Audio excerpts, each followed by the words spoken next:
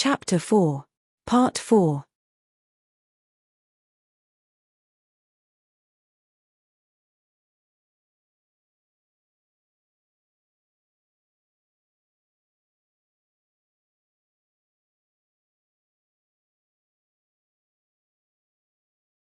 Adrian tried to organize his maniples, but it was impossible, and as the mercenaries fled the battle on the western front, Agnoruk's battalion was able to help Aris and attacked the legionnaires who did not know what to do. They were coming from all sides.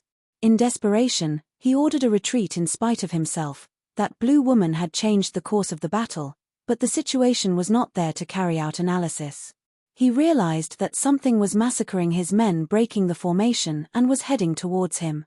He had never seen anything like it. 2 Denkis and a half-orc were the advance guard. His legionnaires fled instead of facing them. At least Adrian had his most loyal soldiers and the standard-bearer. They could do nothing. Despite their brave resistance, in a few minutes they were all lying on the ground, dying. The general was alone. His battered legionnaires fled in terror. The general took his sword and confronted Agnoruk.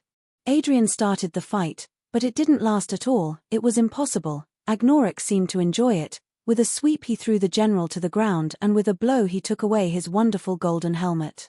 The general had lost his sword, crawling on the ground, crawling miserably. He tried to flee desperately. Agnoruk went towards him without compassion. The sounds of the replication of the swords had stopped long ago. Agnoruk grabbed him by the hair, pulling him up.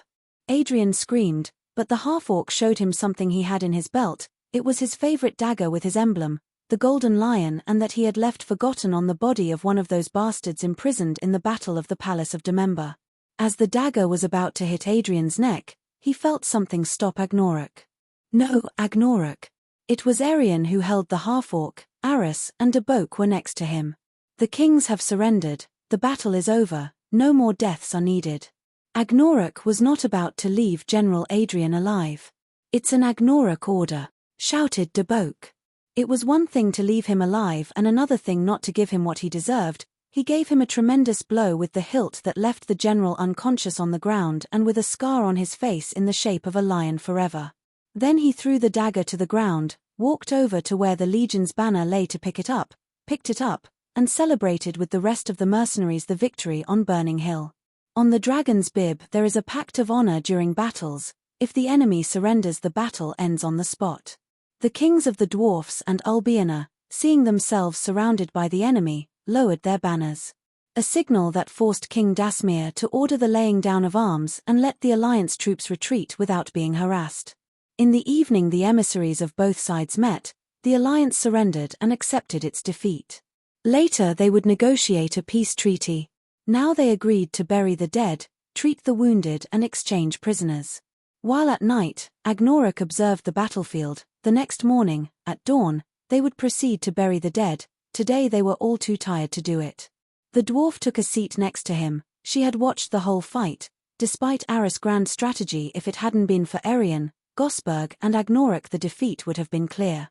"You fought well." The dwarf congratulated him. "You don't look very sad. Your people have lost." "It is no longer my people. Regardless of who won, I am lost."